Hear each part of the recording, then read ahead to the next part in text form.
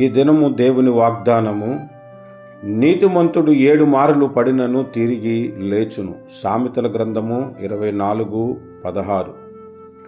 మొదటిగా దేవుడు తన రక్తము ద్వారా మనలను నీతిమంతులుగా చేశాడు. ఆయన రక్తము వలన నీతిమంతులమైన మనము 7 మారులు పడినను తిరిగి లేచును అని మనతో మాట్లాడుతున్నాడు.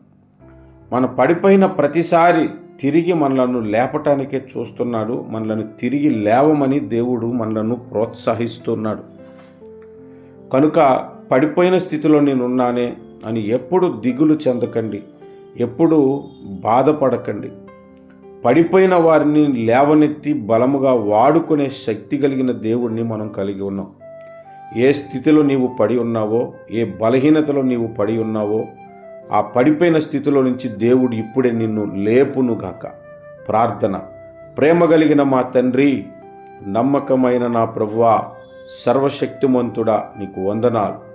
పడిపోయిన వారిని తిరిగి లేపువాడా, నీకు వందనాలు చెల్లిస్తూ ఉన్నాము.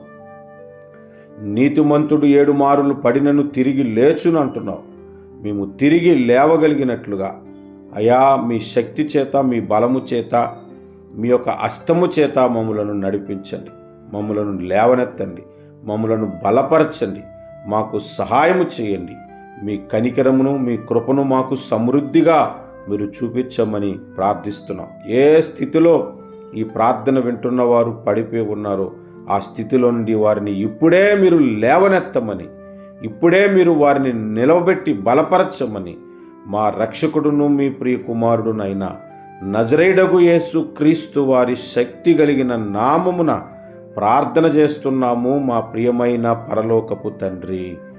ఆమేన్, ఆమేన్.